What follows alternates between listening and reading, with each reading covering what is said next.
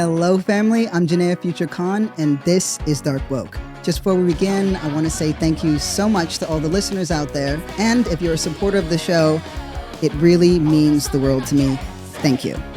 You are the people who make it possible. If you'd like to become a supporter of the show, we'll have the Patreon link in the write-up below. We got to get into today's episode now. Every time I have to do that part, I try to be normal, and then immediately I sink into this unhinged, brain-rotted, somewhat brilliant mind that is trying to make sense of why we're in hell. Because we're in hell. That much is true. It is what happens when we let the earth go ghetto. But this particular episode, I am excited about. We're talking about Ezra Klein versus Ta-Nehisi Coates. They had a debate following the assassination of Charlie Kirk. And, well, explosive for me. If you're a political nerd, this is your Muhammad Ali versus Joe Frazier. This is that, but Joe Frazier is a twink lib from California. That's where it comes in. If you're a hardcore leftist, this is more like a Joe Louis, the Bronze Bomber versus Max Schmeling, Hitler's champion who actually ended up, not caring all that much for Nazism, but that's another story for another time. I had to make a sports reference for the boys. Is that gender essentialist? Okay, anyway, this whole episode is what happens when you put two of the most prominent thinkers in America in the ring, facing off against each other with the backdrop of fascism. So let me break down the timeline before we get into the debate, because the steps leading up to it were just as fiery. Charlie Kirk gets assassinated on September 10th. Now, most of us are very familiar with Charlie Kirk. He's one of the founders of Turning Point USA. What he's known for are two things. One, doing a lot of debates on campus. He holds what people call debates. We're going to have some takes on that because I don't necessarily agree with that framing, but okay. He does debates on campus.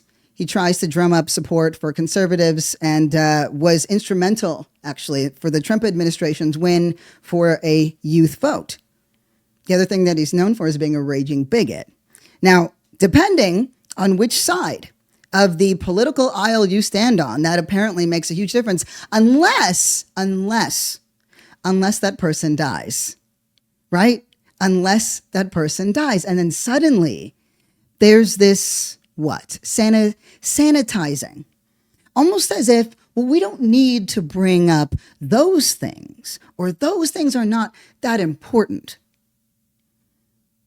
It feels like it's pretty important because when we're talking about the legacy of someone, right? Someone's legacy, the things that they leave behind, the things that they helped build, it matters. It matters. So, a liberal, Ezra Klein, who's one of the most prominent political pundits in America, had a strong opinion about what we should take away from the assassination of Charlie Kirk. We're going to start there. I'm going to move you into Ta-Nehisi Coates' response, and then I'm going to tell you what happens when they got together. So let me break it down. After Charlie Kirk gets assassinated, the entire Trump administration and Trump himself weaponized the whole American political system, the entire apparatus, right, of its political system to weaponize against the left. Who is the left in this case? We don't know because we haven't left our homes yet, but we're getting there. We are getting there. That we are going to fight, I'm not worried about. It's how. We're in a process of studying the limits of legality in America right now. So what happens when the president says, actually, no, I'm going to use this and I'm going to go after every single leftist institution, leftist ideology, leftist person to make it clear. It wasn't really about Charlie Kirk at all. It was very much about, oh, this is a great thing for our political agenda. Even so, he was lauded, this is Charlie Kirk, across the board, right? No time was wasted in blaming the left. And it didn't seem to matter very much that there wasn't a single iota of fact or truth or evidence that had anything to do with the left. And in fact, what we've discovered since then, it was a regular guy. It was a regular guy who was so disturbed by the normalization of hate that Charlie Kirk helped to usher into the American consciousness that he simply had to take action, right? Now, you can debate the action all you want, but to me, that is such an indictment of our political leadership across the board. So, what was it in Ezra Klein's piece that was so hard for so many of us to hear? Okay, so the day following Charlie Kirk's death, Ezra Klein, again, one of the most prominent liberal pundits in America, he writes an opinion piece in the NY Times, right? And it's called Charlie Kirk Practiced Politics the Right Way. I'm going to tell you some of the arguments that he made, right? So he says, you can dislike much of what Kirk believed, but this statement is true. This is what Ezra Klein says, right? That Kirk was practicing politics in exactly the right way. He was showing up to campuses and talking with anyone who would talk to him. He was one of the era's most effective practitioners of persuasion. I beg to differ, sir. But anyway, he goes on to say, when the left thought its hold on the hearts and minds of college students was nearly absolute, Kirk showed up again and again to break it slowly. Then all at once he did, right? And then Ezra references Turning Point USA and Charlie Kirk's influence, right, on young conservative Americans and how it helped to shape the 2024 election. There's a lot to, you know what? I'm putting a little button in myself because I will tell you what I think about it afterwards. The other thing that Ezra Klein argues is, one move that the left did was to wrap Kirk's death around his views, right? To Ezra, well, that's not really what we should do, right?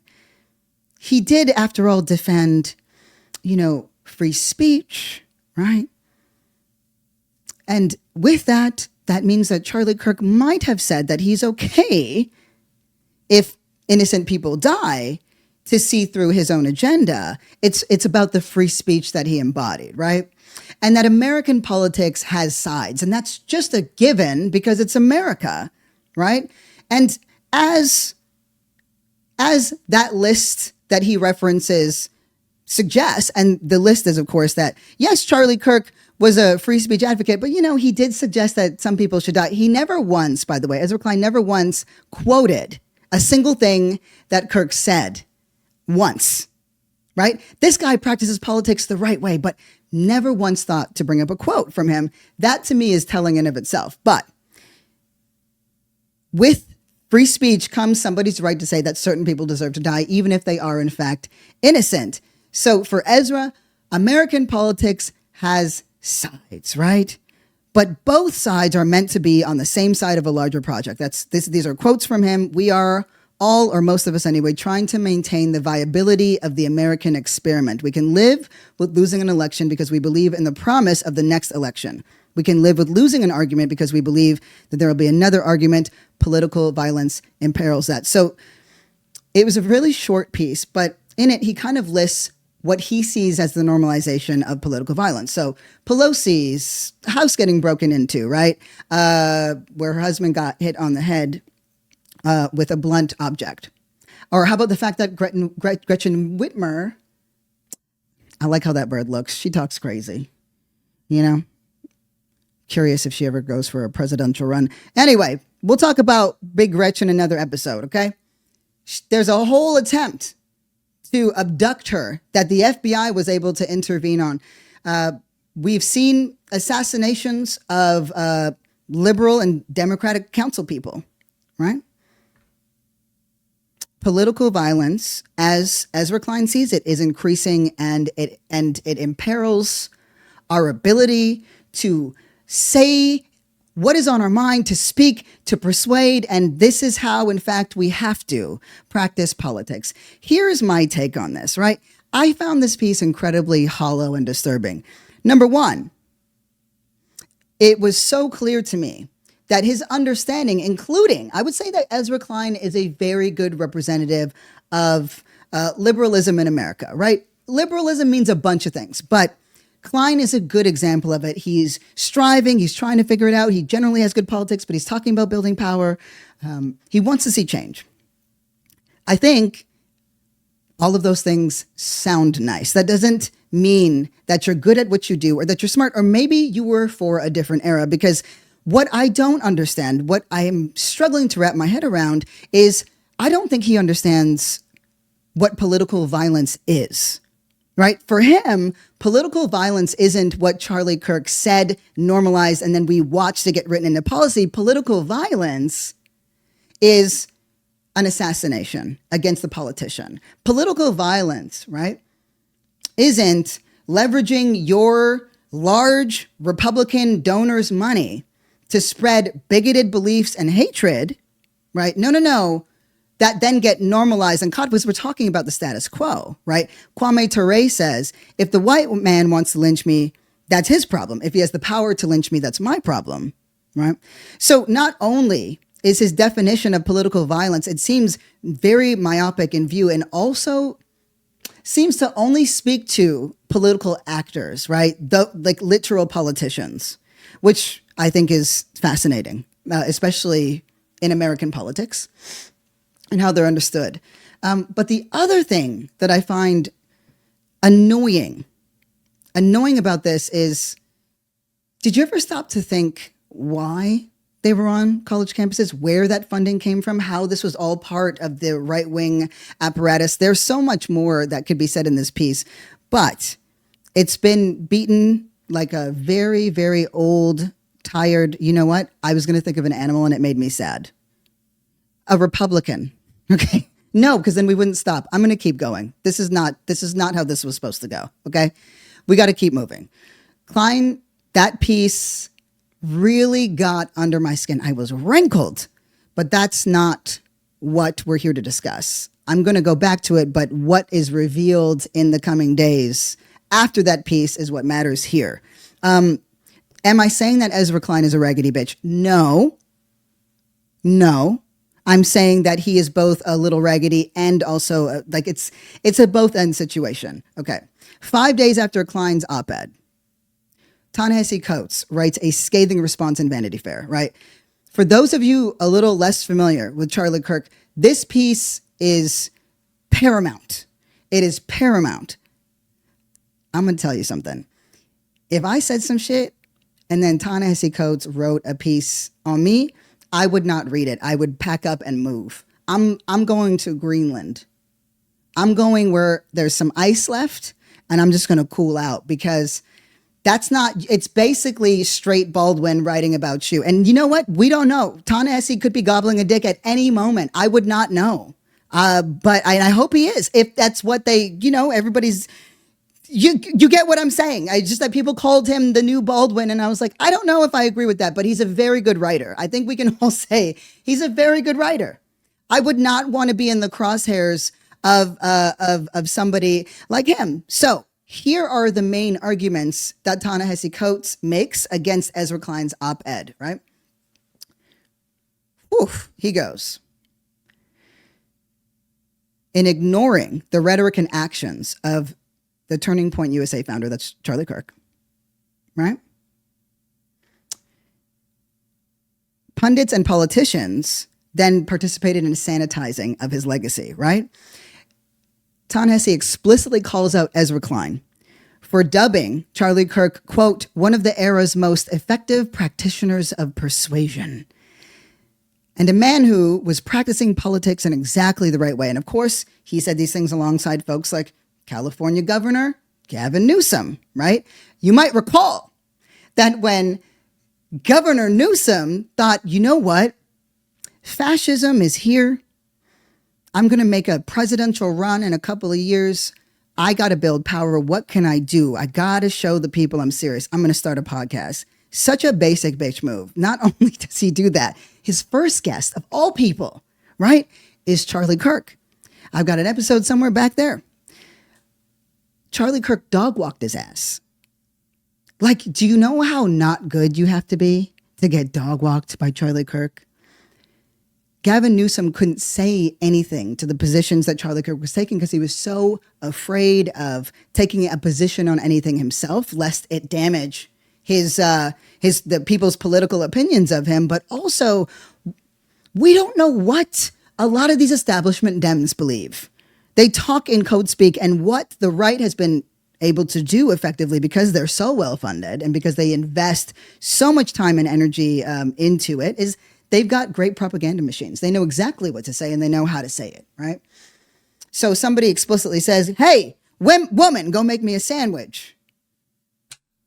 What do you? Hey, don't say that. Hey, not, "Hey, go fuck yourself." That's not what happens. Instead, it's like yeah. Well, that's one way to look at it. No, Newsom, that's not where we're at now. You are not the Great Gatsby, nigga. Chill out.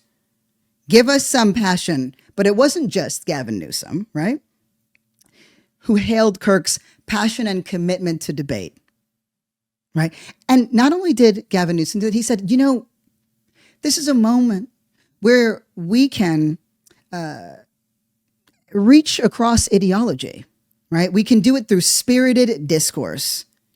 A writer from The Atlantic, Sally Jenkins, saluted Charlie Kirk, claiming he, quote, argued with civility, and his death was a significant loss for those who believe engagement can help bridge disagreements. There's some words they're going to keep hearing, right? Bridge the gap, engagement, debate, right? Spirited debate. So Coates goes on to argue, right, that these aren't just disagreeable views. That's one of the things that they love saying. These are just disagreeable views. We all just don't feel the same way about it. No, these are not just disagreeable views. Disagreeable views are being pro-life, right? Or believing in the death penalty. Now, these things are incredibly politically loaded. I want to make sure that you know that I'm using a very robust definition of disagreeable views, right? If you are somebody who believes in the death penalty, yuck, right? But there's been a lot of Democrats, there's been a lot of folks who believe that.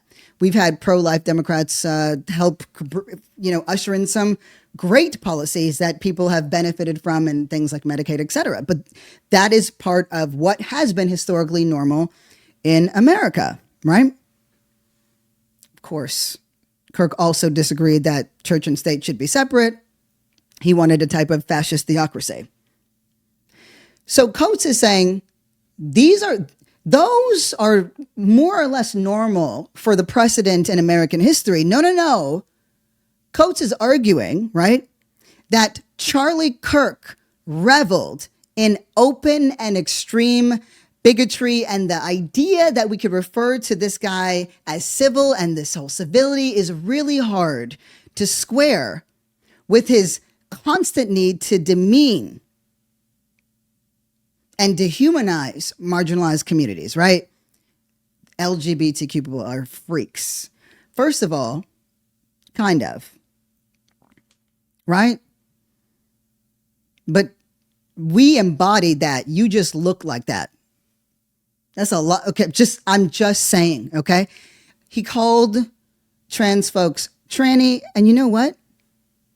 Look, I'm a comedian. I'm on a stage. I can live with that. I'm going to get you back, but I could live with that. But these aren't even the worst things, okay? What made him so insidious is he didn't just say, hey, tranny, hey, there's too much of the alphabet mafia running around. No. He said gays should be stoned to death. The LGBTQ community, and particularly trans folks, right? They're pedophiles. Right, it's all about grooming. I can throw you some actual quotes that he made, including that, obviously, inferring that black women had sub IQs. Here we go. Yeah, the lesbian, gay, transgender garbage all in their school. That he didn't want kids to have to hear the Muslim call to prayer 5 times a day, and that the American way of life and Christendom, was under threat. He believed in the Great Replacement theory, right? He didn't want he said Harris wanted to kidnap your child via the trans agenda, right? He habitually, something he loved to talk about was black people. He was obsessed with talking about black people, right? Obsessed. He habitually said black crime was on the rise. This is a direct quote. Prowling blacks go around for fun to go target white people. He said that Haitians were going to come infest. They were infested in the country with their demonic voodoo, and their migrants were going to run around, quote, raping your women and hunting you down at night, right? And here's the thing. There was cognitive dissonance, as there is in so many things in America. For him, it wasn't personal to specific people, right? It was, these are blanket statements against everybody. It was useful always to target black women, specific black women, whether they were Supreme Court judges or governors. He made a point to target singular trans people. I'm thinking of Leah Thomas, right, in this case. But here's the most damning thing that Coates had to write to anyone who tried to sanitize Charlie Kirk's legacy. This is what got me so hot.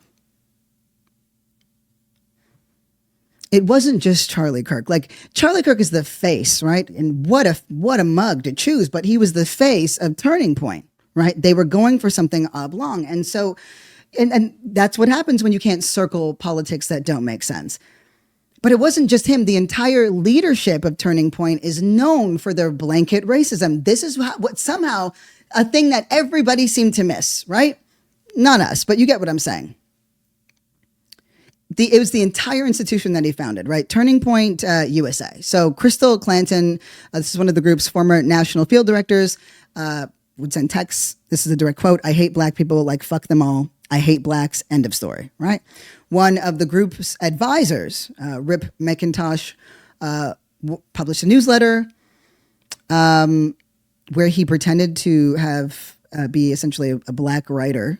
He had a pseudonym. That's cringe is not the word, right?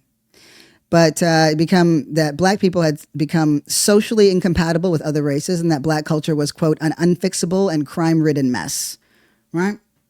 Meg Miller, who was the president of Turning Point's chapter in the University of Missouri, joked, right, after 3 black football players were killed at another college, if they would have killed 4 more niggers, we would have had the whole week off, right?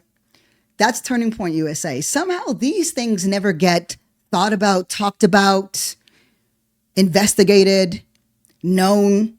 But Charlie, he seemed like such a nice guy. This was the last thing that really stood out to me in Ta-Nehisi Coates' Pete's, right? He says, what of the writers, the thinkers, and the pundits who cannot separate the great crime of Kirk's death from the malignancy of his public life? Can they truly be so ignorant to the words of a man they have so rushed to memorialize?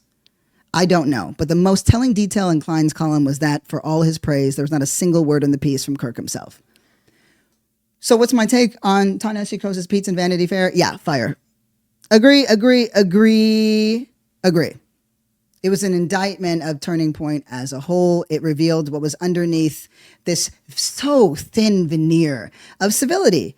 A snake can put on a suit, but it's going to strangle you all the same. Charlie Kirk, Turning Point USA, and this entire GOP establishment, right, headed by Donald Trump and the Trump administration. They are just snakes. Bloated, greedy, rapacious snakes. Charlie Kirk advocated for normalized, right, political violence. Huge proponent of mass shootings. So the question is, why was there such a rush to make this guy out to be a nice guy, a good guy with deplorable thoughts? He said some really disagreeable things. Oh, I don't align with his views at all. But, it's really unfortunate. He seemed like such a great guy. He was so well loved. He was so persuasive. He believed in engagement. He believed in spirited debate, right? This was Charlie Kirk. And yet, how do you circle the square with what we just revealed and what Ta-Nehisi Coates helped to reveal in that piece?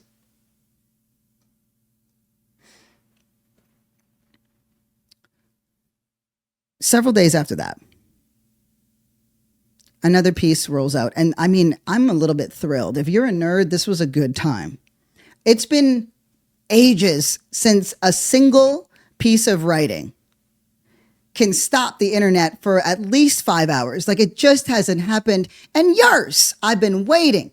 It's been so long. And to have back to back to back to back pieces where you got to read to know what's up, I am about that life. Okay. But peep this. A couple days later, the New Yorker puts out a piece called "Can Liberalism Be Saved?" I'm going to spare you. I know, I heard the groan. I felt it. I felt it in my soul. It's not essential that we get into that piece, but it revealed another contradiction. So, this is the New Yorker. Isaac Chotiner interviews Cass Sunstein, who's the sort of, lead scholar on liberalism. He's a guy at Harvard. He's a legal scholar, right? But I'm going to tell you something about Isaac. He don't play. I don't know why politicians keep going and sitting in front of this man, because if you say a single thing that does not make sense, he's going to get you. And he does. Get him, Isaac. He's good at that. He's great at that. Okay. But we don't even need to read the piece. And by the way, Sunstein's got a book called On Liberalism. I don't think it's useful right now. If I think a book is useful or even curious making, inducing, I'll read it. But no. It's like, a defense of the idea of liberalism at a time that Sunstein believes it is under threat from both the right and the left. I wish the latter were true. Oh my God, I would live. But here's what's interesting, right? You got this whole thing on liberalism. You said it's under attack, but it doesn't talk about Donald Trump at all, or contemporary politics. It instead provides, and this is Chotiner, a kind of a defense of a general liberal belief system, right? And Sunstein breaks that into 85 features. I was like, absolutely fucking 85 features. And that the definition is very capacious, right? It includes New Deal liberals and so-called classical liberals, and that includes von Hayek. And, that is a charged part. Like, there's some things, Hayek, where you're like, oh, this is gangster. And then you realize that he really doesn't fuck with like Asian. So you're just like, oh, you're weird. You have problems. You're a racist. Here's my favorite part, though. The only thing that you need to take from this piece, right, is Sunstein is very good friends, or has historically been good friends, with Kissinger. The guy who is responsible for actual war crimes. The guy that was like universally disliked and despised for decades. You remember that guy? Remember that guy who tried to destroy Cambodia? Remember that guy? Remember the guy who set a precedent for foreign policy that just was absolutely deplorable? That guy? Okay, that guy. Right. That guy. Yeah. So when Isaac Chotiner, this journalist from the New Yorker, challenges this bastion of liberalism, or at least what it means in this article, because it's just their interview, he goes, well, how do you, Kissinger kind of did these things. Like, how do you make sense of that? And he goes, well, he was nice to me and he liked my book.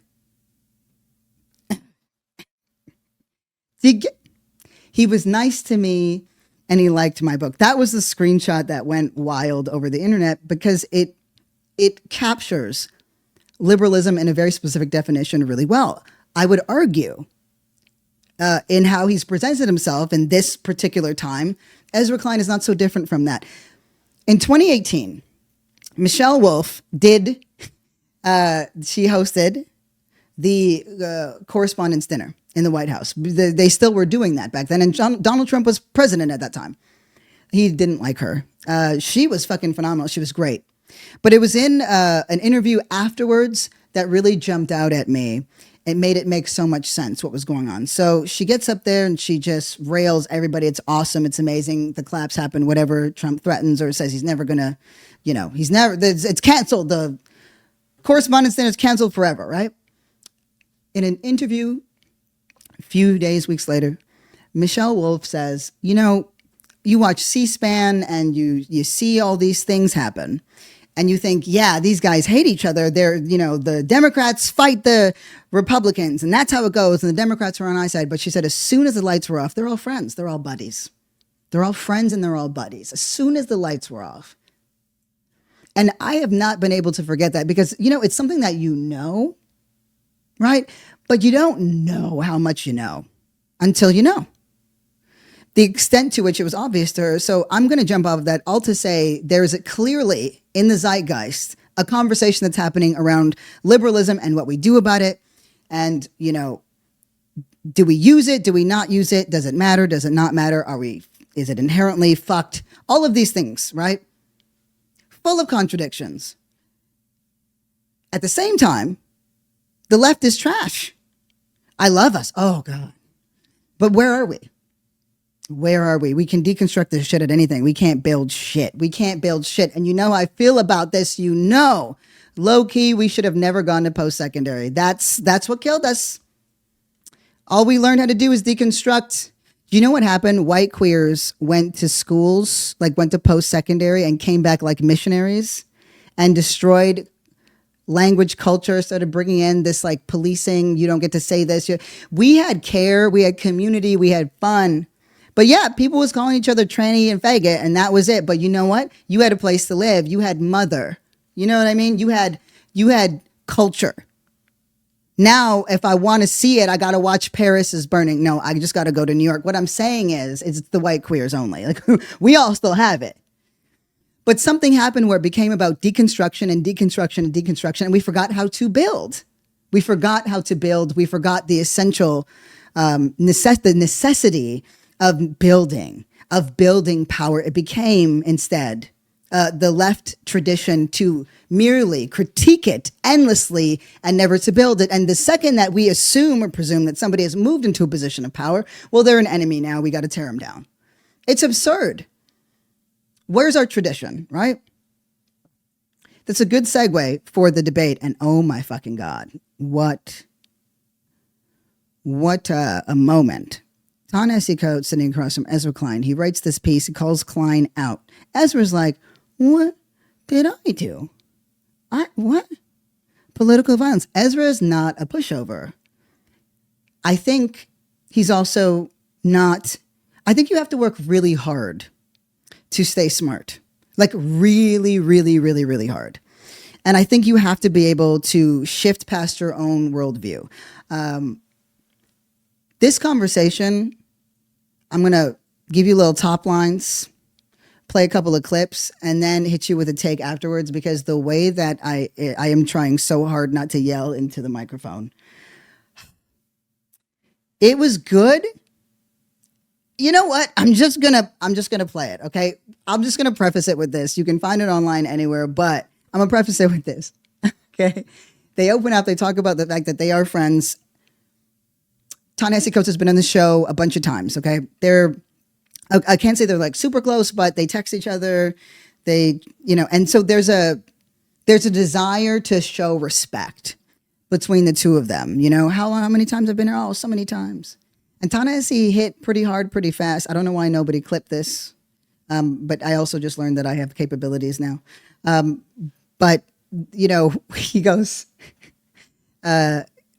Ezra's just like, I felt the need to say something as a liberal, as somebody who cares. It felt really important for me to say this. And then Ta-Nehisi Coates asked if silence wasn't an option.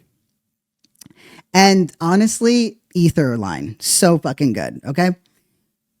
That is a really good question. Not one that Ezra Klein would ever entertain, but it's a really good question.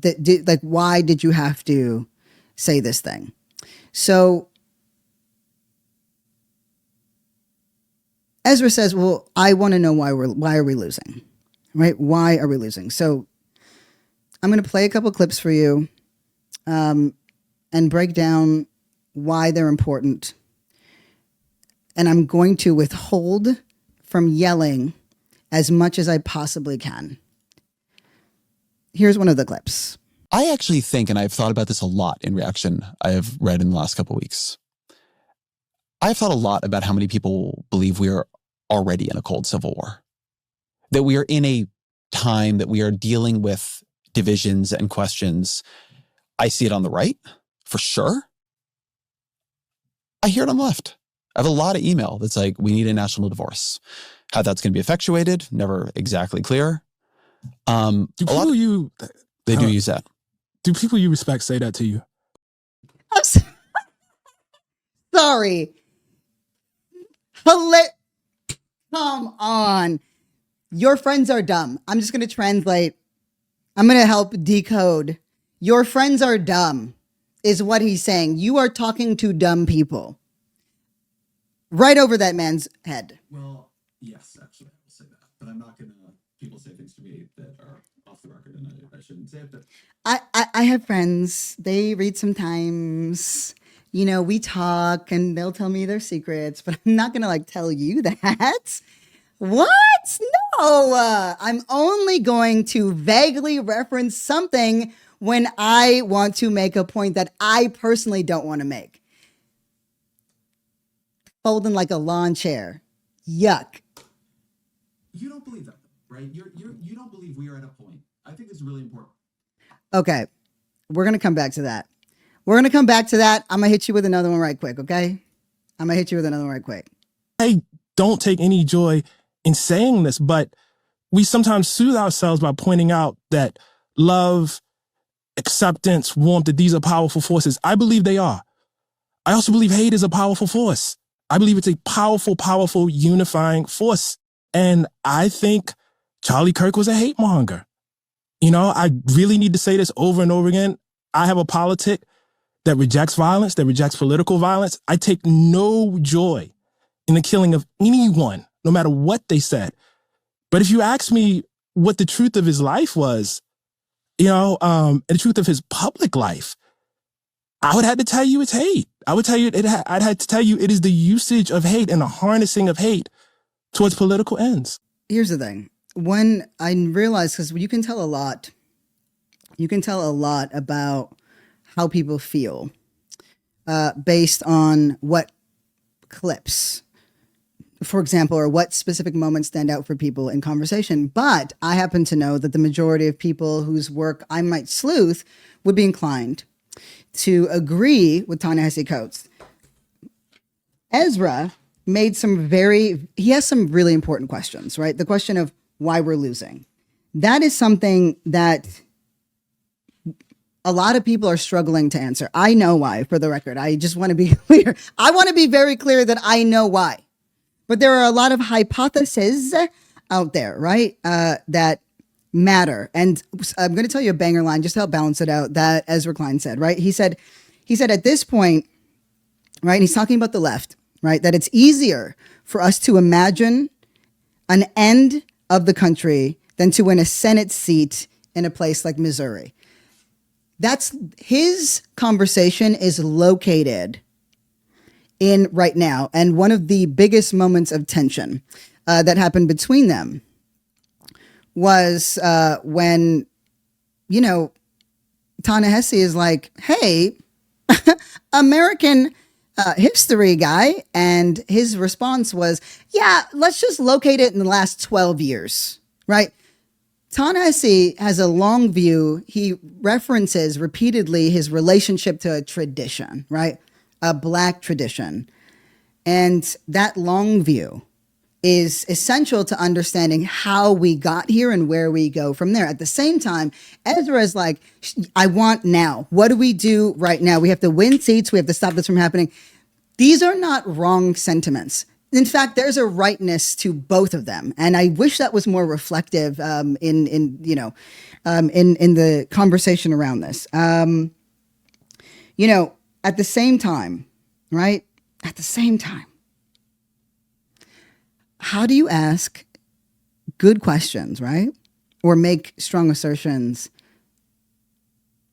but then have perhaps one of the least empathetic or intelligent responses to one of the smartest men in America, hands down. I accidentally just closed the clip I was going to use. Just give me a second. Whoops. Okay. No, but okay. I think this whole thing has made me so upset, but in a good way. This should tell us why we have to be everywhere that we need to be. But I want you to just listen to this, okay? Just Peep this. I think you take very, very seriously the need to convince people outside of the tent right now. So one of the assertions that Ezra Klein has made over and over again is, hey, we have to go look at the wins that we did have. At one point, right, and remember, he's focusing on the last 12 years, there were 40 Democrats that were in Congress, right, collectively, that were pro-life. And he said, that is where we were most effective. Here's the rub. I didn't tell you this because I knew it was going to upset you, because it upset me so much. He opened this shit up, Ezra Klein, with a Hillary Clinton quote. Remember when Hillary Clinton was like, with little Bob, when she was running around, looking like Suge Knight. Remember that? Suge Knight. Remember when she was looking like Suge? Okay. So she called the right deplorables, and he is asserting that our inability to reach across the aisle, right, and have a kind of tolerance for people with, unpopular views or things that might not be consistent with the left or with liberals, that we push them away. And our intolerance helped to create this. And in fact, in that piece that I referenced, can liberalism be saved? There's a question asked of, okay, so you're saying that, do you believe political correctness chase people to the right? And Sunstein is like, yeah, to a point. It's interesting. It's interesting, these assertions. You're starting to see themes, but Ta-Nehisi says, you seem really interested in convincing people outside the tent, outside of the tent right now, right? He goes on to say, I guess what I want from you is I want you to take as seriously people who are in the tent and who are vulnerable and afraid. And if you have to convince them of something that's extremely, extremely uncomfortable, or tell them that you're taking a position that is extremely uncomfortable, I just think you owe them a little more. That's all I'm saying. Yeah, man. That's fine. I'll take it. What the fuck was that? Wait. What the fuck was that? What was that? Did you see that? Did you see how the words just bounced like right up? Yeah, I'll take that. In the most, and listen, I'm not one of these like woo queers. I'm not we got to prioritize the feelings. I'm like, your feelings will be much better if you live in a better world. I'm going to hit that first. At the same time, this complete lack of empathy must be pointed out, right? The thing that makes me so irritated about this is this was the moment where Ta-Nehesi was supposed to say, no, don't take what? Take what? He can sound like Eartha Kitt. Take what? Take what, right? What is the conclusion that you're drawing from what I said? And apply it back to that piece that he wrote. This whole thing was weird. It was weird. I didn't like it. Okay, now I can say it because I really had to be like, this was explosive. It was the opposite of explosive. It was explosive to me. I imploded inside. This is a haphazardly thrown together broken mirror. I'm furious. I'm so furious. There were so many moments missed. We get so few moments, right? We get so few fucking moments to actually try to figure some shit out. And in that moment, Ta-Nehisi, and I want to be clear, this is not me riding Ta-Nehisi coats. The thing he keeps asserting over and over again is, I know my role. I know where I belong in this. And it's partly why I don't freak out. I see my place in history. I see in terms of how we got here. I see that I have something to contribute, and I must contribute that. That is part of the Black tradition. But he's not an activist, and he's not, he's very much, I'm a scholar and I'm an academic. You need a certain level of diligence and energy to constantly push back on, because these people are thick-headed. You go back to the piece. You put a piece out there that sanitized this man, and you're saying, oh yeah, no, yeah, I hear you. And then you move on and nobody challenges it. And granted, right? We're here. We see it. But this was a moment lost. And it's one of the things that frustrated me in the interest of, we could go check this out. There's so many pieces in this that matter, but the lack of empathy was breathtaking. So I'm going to save us some time because I've demonstrated to you some of the top lines in it. And I did want to say that there's something really important about the fact that Ezra is like, I want to do something. That is how most people feel. And if you are a person who's approaching this from, I want to do something, Ta-Nehesi saying, this isn't even the worst it's been, right? It's not the worst that it's been. These aren't the worst whites we've ever lived around. That can be frustrating because it suggests a kind of progress, right? Really, it's just what happens when you don't think of just 12 years. It's what happens when you don't have a myopic view. But that kind of range, like an ancient turtle, right? Or something in a Navajo, parable to help us understand the world. It's not actionable. And Ezra's in the, but I want what it's now. And that is the most polite way that I can say it. But now I'm going to eviscerate this whole fucking thing. Okay. Because to be frank, I found the whole dialogue between them flat and fucking irritating. They were circling around something. It felt like there were just moments where, and Ta-Nehesi makes some direct eye contact with the camera, but it's not enough. I found this whole thing flat and irritating. It was like a ball tickle because they were circling around a tension, right? That exists in America. Ezra Klein and Ta-Nehisi Coates were circling around a tension that exists between every liberal and leftist, right? Between the only really two things that matter in the American consciousness, right?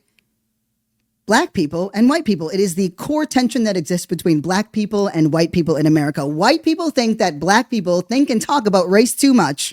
And black people think that white people think and talk about race too little. And that is always where we fall the fuck apart. We always lose right there. And there was this moment, even now when things are as bad as they are, where if two of the smartest people, or at least that we know of in America, right?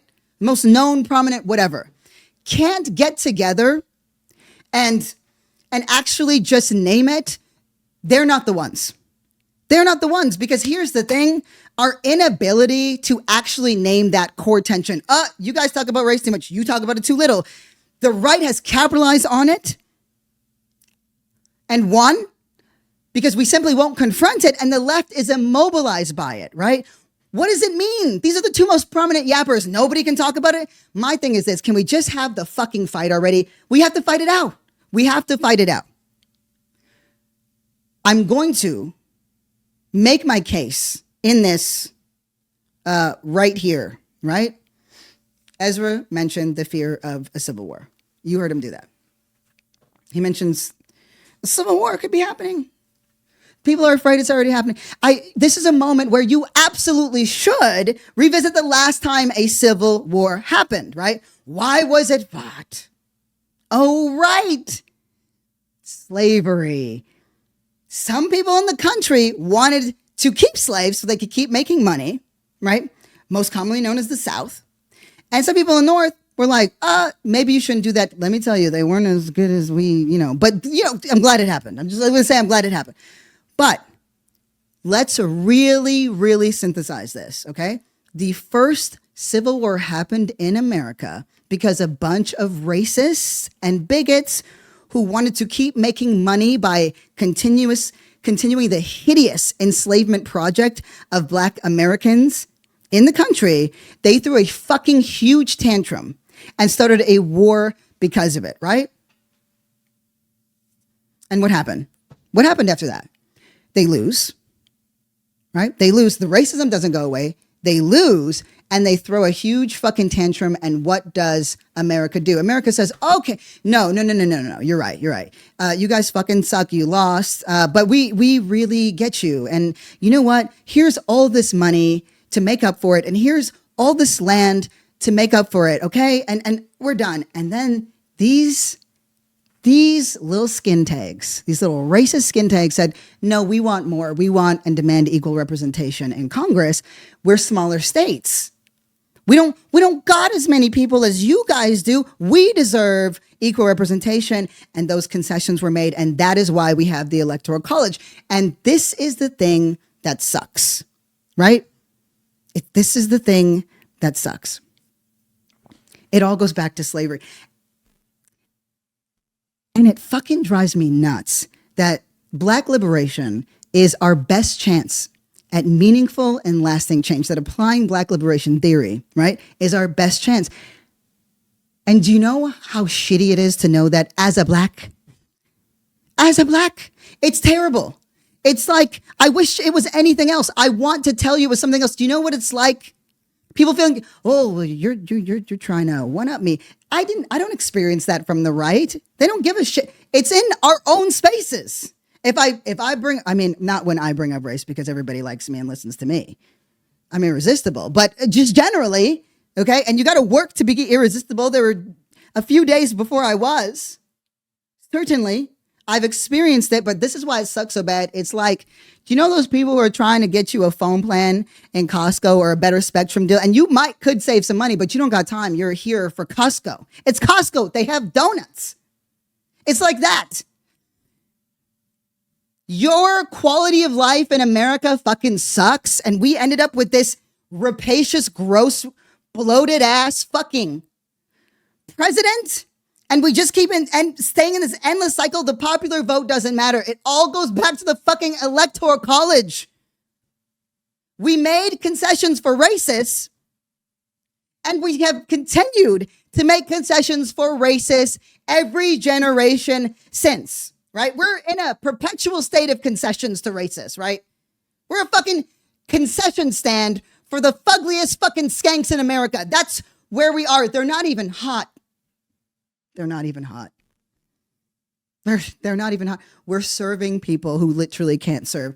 They're so ugly. They're full of hate, right? I want to point something out, right? Because okay, well, slavery is really far away. Like, how do you know that Black liberation theory is the thing that could help us now? Like, that was a long time. Okay. All right. I'm going to go back to civil rights. What was that again? Oh, right. Voting rights, right? Oh, that was the thing that Charlie Kirk was against, right? Right. That's right. Charlie Kirk was against the Civil Rights Act in America. Votes. Do you want to know how many rights were folded in along with civil rights, from LGBTQ rights to disability rights? Need I remind you that we got Section 504 because one of the Black Panthers had MS and had deep, obviously meaningful relationships with both disabled people, right? And Black people. He was a Panther. So when they occupied this building in San Francisco that didn't even have AC, it was the Panthers who used their media savvy and the attention that they can engender to drive home the need to have some sort of protection and policy in America so that disabled people could exist in public. They simply could not at the time, and can barely now, to be honest. At least we knew in federal buildings, right? You could have access to things. You could have access to services. Things were codified. We wouldn't have that.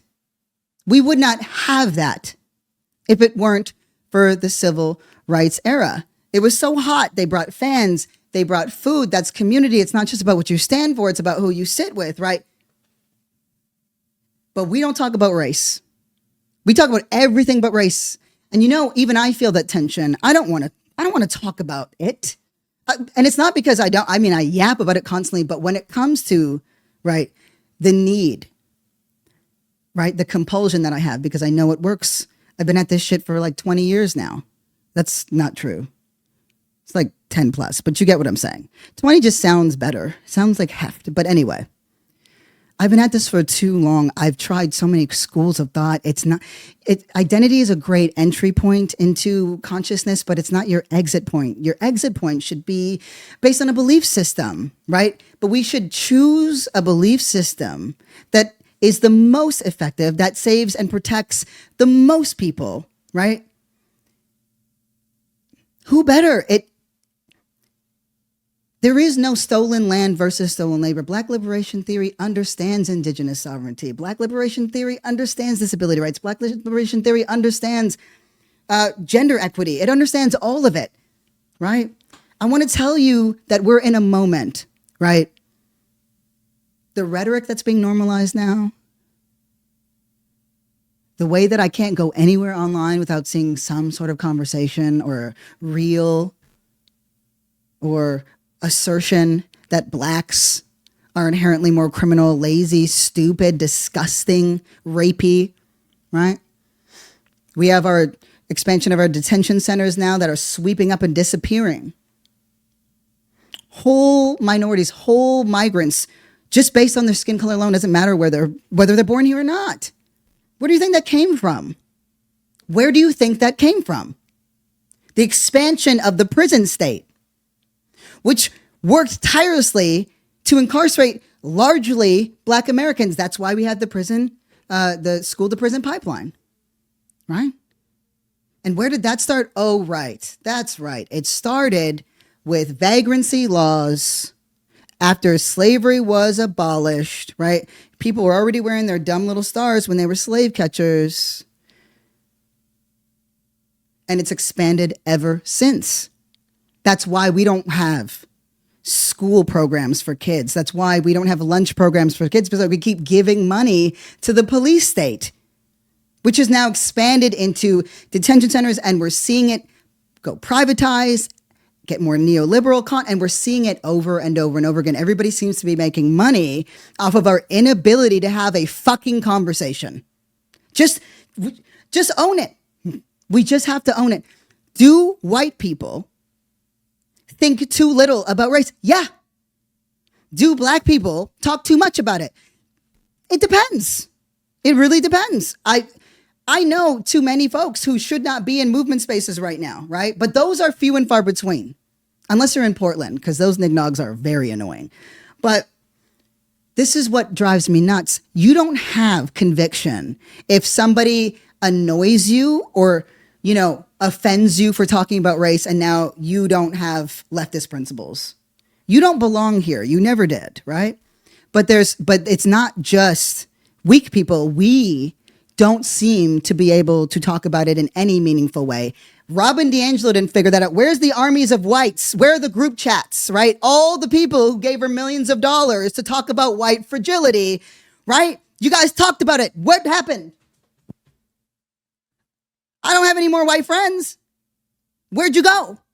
Oh, it turns out that you actually can't solve the problem of race in America by only talking to other white people. If you could understand, right, as liberals, as leftists, if we could all understand that so much of what is wrong in America, so much of why the quality of life for every American has to do with its original sin and the legacies its shadow has cast, why your popular vote doesn't fucking matter, right? You want to know why Ta-Nehisi Coates isn't freaked out or he's not thinking about things actionable? I mean, I would have, but I get it. It's because in the Black radical tradition, we understand how long this fight is. You don't get to have a myopic view. You have to see all of it, because if you understand how it happened, you know how to fucking win. You've studied the playbook. You watch the tape. Liberals seem unable to do that. And here's the thing that I think is the most indicting, right, about liberals. Because I want to be clear, right? I've said explicitly that we haven't had this rhetoric normalized since the civil rights era. And we haven't. This blanket racism, right? And everyone's tacit acceptance of it, right? And I want to be clear about something before I get into the thing that really concerns me. The normalization of this rhetoric doesn't mean that all Americans, or even most of them, are racist. I don't believe that. I don't even believe that across the GOP. It doesn't need to be true, right? It doesn't need to be true. I'm not interested in trying to figure out who the racists are and who's not. No, the normalization of this does not mean that all white people in America are racist, or that most are. It doesn't have to mean that. It's what the normalization does. That's what I care about. That's what we care about. It's about power.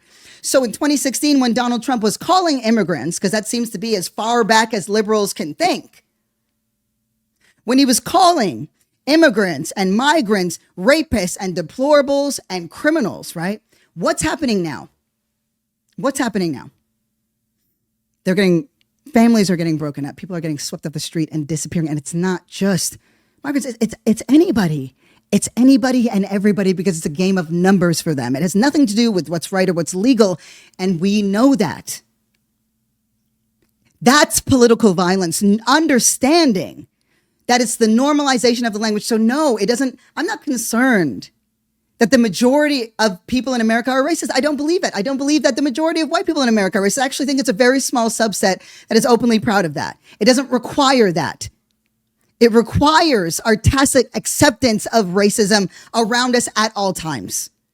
That, oh, this is really not my fight. I can't believe this is happening. I didn't say.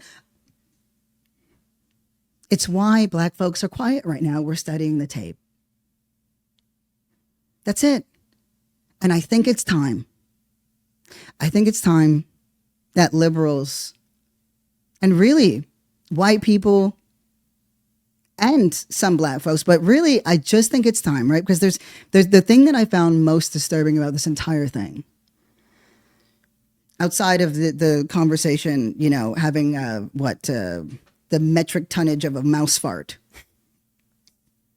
I'm concerned that even now, it is easier for white people to relate and to empathize more with a racist simply because they are white than it is for them to relate to any Black person. Because you don't have Black friends.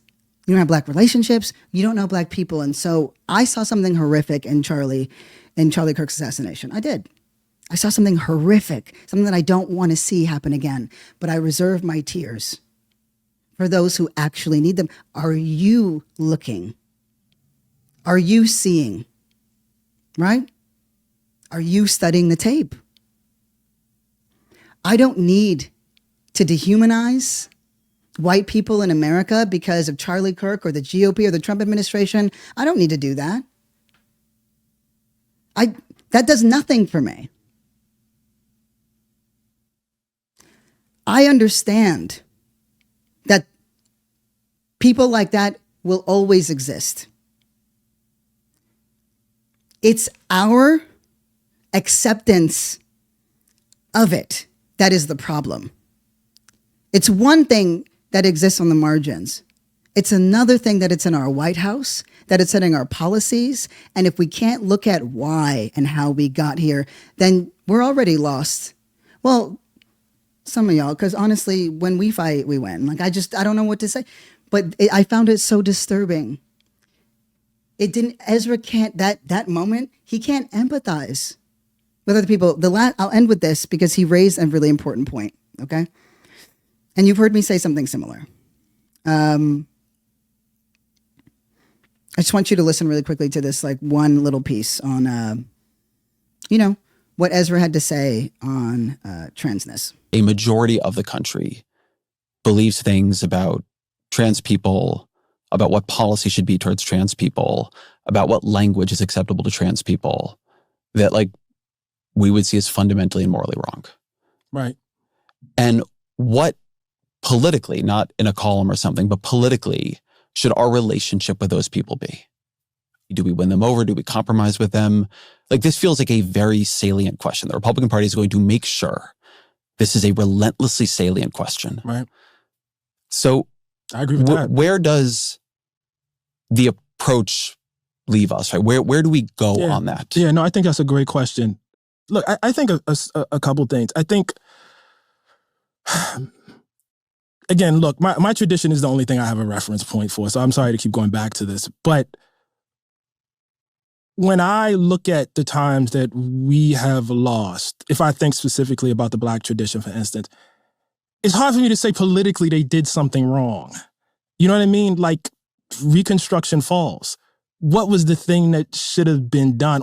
Okay, so after this point, Ezra asks a really important question around transness, because you see that Coates has now referenced both the Black tradition, and there's this thing around transness.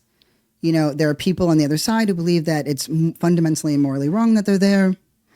And right after this point, Ezra says, but maybe not so much we focus on the feelings, but we have to care about the feelings of trans people so much. And not that he didn't care, but he was saying we'd have to care about the feelings of trans people so much if, right? Instead, we focused on building actual political power so that their experiences were, protected, or their personhood essentially was protected, so they had some options. I actually thought that was a really important point, because he's talking again about building power. And Ezra says, I don't know what to do and where to go. And, I think, again, I wish that Ta-Nehesi had gotten really clear and been like, so in your not knowing, your knee-jerk reaction was to what? Like champion a Nazi? But he raises an important point on power. And here's the thing. If we don't figure out how to confront this thing that is hanging over our heads, we will never win in the way that we deserve to win. Because I agree with Ezra. It is about building power, and I could care less about pronouns. I do not and would never normalize the abuse of trans people, but we spent way too much time on policing and censoring language, which is honestly a liberal and white tradition, versus actually building power. Again, you can want to do and want to say whatever you want to me, but if you have power to do so, that's really different. I believe that we win this the second that we stop letting not knowing what to say or how to say it stop fucking us over. It's so simple when I say, I just got mad hearing it. But that's why we lose. That's why we can't build across from each other. And you know what? Ezra, people like him will always think that reaching across the aisle is the way, right? We know that it's who's already shoulder to shoulder with us and building up power there. We have to follow the Black tradition. Just like we did with racists. We said, hey, stop calling us niggers. And you know what they said? No niggers. We won't. And so we said, cool, fuck you. And we made it so fucking uncool. So unbelievably uncool. To say it, that they're even scared to say it now. But we did it. We did it by building out a vision for the world we wanted to live in. We did it by emphasizing joy and creativity and artistry. They make nothing and they have nothing except what we do. The second that we get our shit together, we win, and they know it. The only people who don't seem to know it is us. So, just want to say thank you so much for listening. And yeah, you know what? I'm going to be talking about race. Oh my God, I'm going to be talking about race. So much race. I find it endlessly interesting personally. I enjoy long-suffering whites. Those are my favorite kinds. Even still, get your shit together and fucking talk about it. If you feel a knee-jerk reaction to roll your eyes when you hear a Black person or anybody talk about racism, that's kind of normal. That's what this country has bred. But handle it. Because you can't grow. And if you don't grow, we don't. It's really simple. So I believe in us. We got this shit. I'm part of a tradition too. But my tradition is also beat that ass. There were just moments where I'm like, it should have been in a ring. No hate to the twink. So with that, I just want to say thank you so much for listening to Dark Woke. I want to give a shout out. We got a whole new thing going. Shout out to my lead producer, Corey. Shout out to the person who's going to be making this shit look good, Wit. And shout out to you all. I love you all so much. I really do. And thank you so much for listening. Okay, that's it. Bye.